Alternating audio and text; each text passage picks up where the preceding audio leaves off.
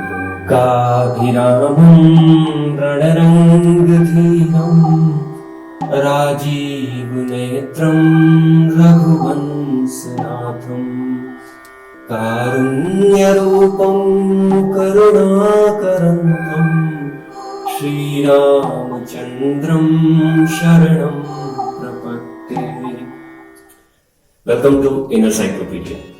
नमस्कार दोस्तों, आप सभी को इनर साइक्लोपीडिया की तरफ से श्री राम नवमी की हार्दिक शुभकामनाएं। आइए आज बात करते हैं कुछ श्री राम की। लोग सदियों से भगवान श्री राम का तरह तरह से गुणगान करते हैं, दोहों के माध्यम से, कविताओं के माध्यम से। ऐसी ही एक पंक्ति आती है कि सीताराम चरित अति पावन, मधुर सरस और अति मन भावन। यानी कि जो भगवान राम का चरित्र है वो अत्यंत ही पवित्र है, अत्यंत ही पावन करने वाला है। अगर हम बात करें रामायण की, तो रामायण में आप देखेंगे कि रामायण के पात्रों का जो चरित्र है उत्कृष्ट है। अनेकानेक पात्र जो हैं प्रेम की, त्याग की पराकाष्ठा है। आज हम इन्हीं पात्रों में से कुछ पात्रों की चर्चा करेंगे। रामायण में प्रसंग आता है कि राज्याभिषेक की पूर्व संध्या पर जब महारानी कैकेयी महाराज दशरथ से 2 वर मांगती है, तो महाराज दशरथ जैसे बेसुध हो जाते हैं, बेहोशी की अवस्था में चले जाते हैं। और अगली सुबह फिर महारानी कैकेयी सुमंत्र जी के माध्यम से भगवान श्री राम को बुलावा भेजती है। तो उसमें वर्णन आता है कि भगवान श्री राम सोने से के बने हुए रथ पर सवार होकर महाराज दशरथ से मिलने जाते हैं। वो कोप भवन के अंदर जाते हैं, लेकिन महाराज दशरथ बोलने की स्थिति में नहीं होते हैं। तो महारानी कैकेयी उन्हें सारा प्रसंग बताती है। वहां भगवान श्री राम महारानी कैकेयी से कहते हैं कि माता, आपने पिताजी को इतना कष्ट क्यों दिया? आप मुझसे बिना वर के ही अगर ऐसे ही कह देती तो मैं खुशी खुशी वन चला जाता। ये भगवान राम का चरित्र है। और उसके बाद जब भगवान राम को भवन से बाहर निकलते हैं तो उस रथ पे सवार नहीं होते हैं, वो अपनी सोने की खड़ाऊ नहीं पहनते हैं, वो नंगे पैदल ही अपने भवन की ओर बढ़ने लगते हैं। अब बात करते हैं रामायण के एक और महानायक श्री भरत की, जो कि भगवान राम को अत्यंत ही प्रिय थे, भगवान राम के अत्यंत प्रिय भाई थे। वो जब अपने मामा के यहाँ से उनको संदेश मिलता है और वो उनके यहाँ से तुरंत अयोध्या के लिए निकल पड़ते हैं। जब वो अयोध्या में कदम रखते हैं तो वो देखते हैं कि कोई व्यक्ति उनकी तरफ देखने को तैयार नहीं है, जैसे सभी लोग उनसे रूठे हुए हैं। अयोध्या वासियों को ऐसा लग रहा था कि इस सारे षड्यंत्र में, भगवान राम को वनवास भेजने में भरत का बहुत बड़ा हाथ है। दोस्तों, जरा एक बार सोच के देखिए कि जो भगवान राम को सबसे अत्यंत प्रिय भाई थे, उस भरत के बारे में अयोध्या के वासी ऐसा सोच रहे थे कि ये षड्यंत्र में शामिल है। और जब उस भरत को पता लगा होगा, जब उनको पता लगा होगा कि अयोध्या के लोग उनसे बात क्यों नहीं कर रहे हैं और क्या षड्यंत्र हुआ है उनके पीछे यहाँ पर, तो उन्हें कैसा लगा होगा, उन पर क्या बीत रही होगी। यानी कि आपने कुछ किया भी नहीं है, फिर भी सभी आपको ऐसे देख रहे हैं जैसे कि आप सबसे बड़े अपराधी हैं। वो भरत जब अपनी माता के पास जाते हैं तो कैकेयी राज सिंहासन पर बैठी होती है और वो भरत को सारा प्रसंग सुनाती हैं और कहती हैं कि मैंने तुम्हारे लिए कितनी चतुराई से राज सिंहासन प्राप्त कर लिया।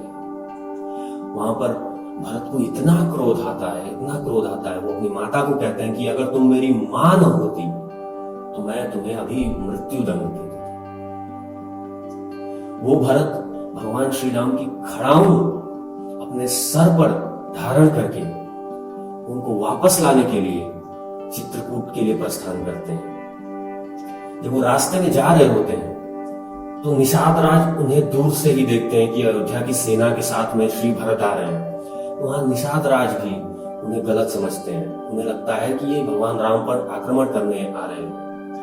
मुनि भारद्वाज भी भरत जी को गलत समझते हैं कि ये भगवान श्री राम पर आक्रमण करने के लिए जा रहे हैं।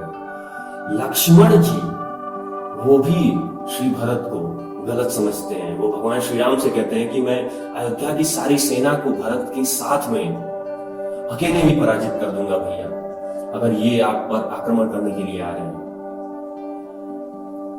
हम सोच नहीं सकते कि श्री भरत को जब ये सारी चीजें पता लगी होंगी, जब उन्हें पता लगा होगा कि ऐसे मनोभाव के साथ सभी उन्हें देख रहे हैं, तो उन्हें कैसा लगा होगा। लेकिन फिर भी श्री भरत अब भगवान श्री राम के प्रति अपने कर्तव्य से कभी भी डिगे नहीं। उन्होंने एक आदर्श भाई का उदाहरण प्रस्तुत किया।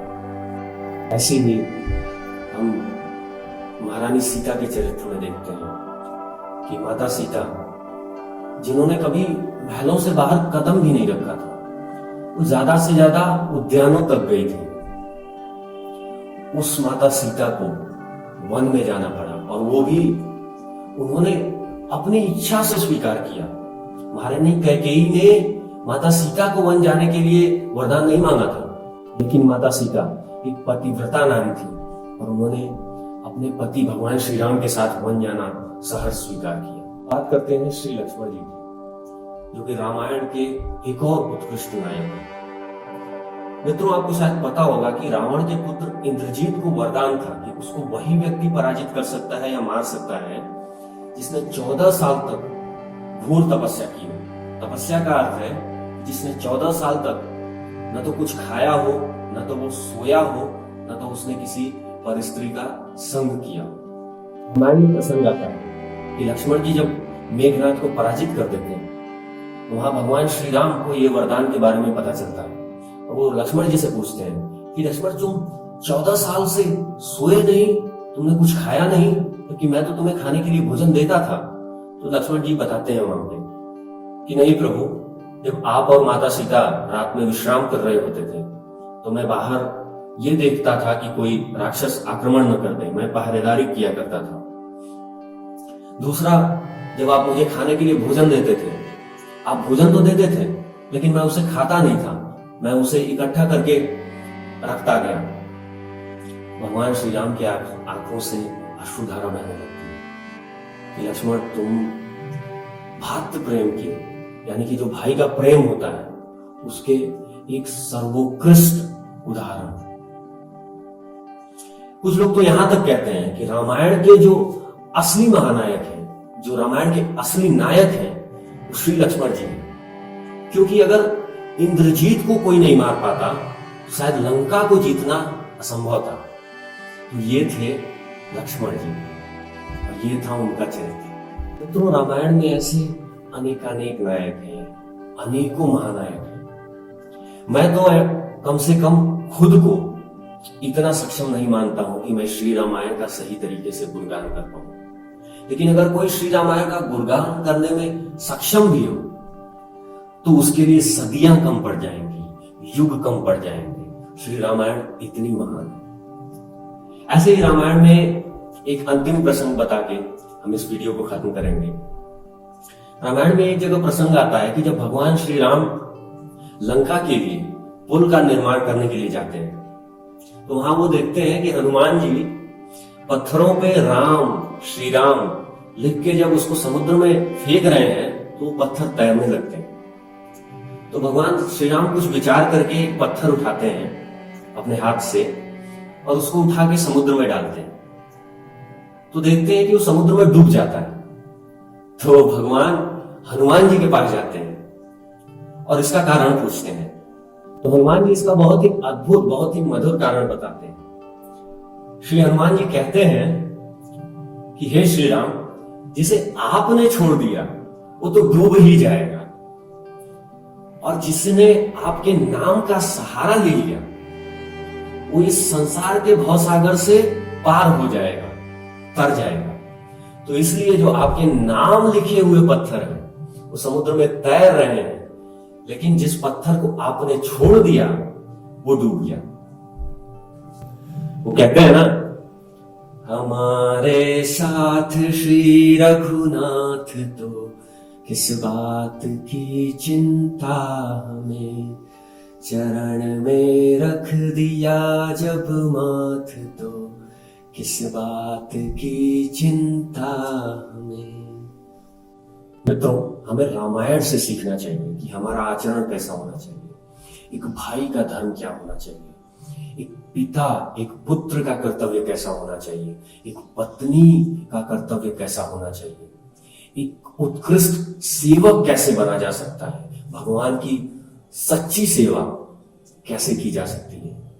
मित्रों, श्री रामायण का इतना महात्म्य है कि कहा जाता है कि जिस घर में रोज रामायण का पाठ होता है उसके सारे सदस्य मिलकर श्री रामायण का गुणगान करते हैं, उस घर से दुख, चिंता, क्लेश आदि विकार अपने आप ही नष्ट हो जाते हैं। तो भगवान श्री राम का गुणगान करिए, उनका नाम लीजिए, श्री रामायण को रोज पढ़िए, घर को, अपने निवास स्थान को सुख और समृद्धि से भर दीजिए। इसी के साथ आप सबको रामनवमी की एक बार फिर से बहुत बहुत शुभकामनाएं और बहुत बहुत आपका बहुत बहुत धन्यवाद, बहुत बहुत आभार इनर साइक्लोपीडिया के साथ जुड़ने के लिए। धन्यवाद।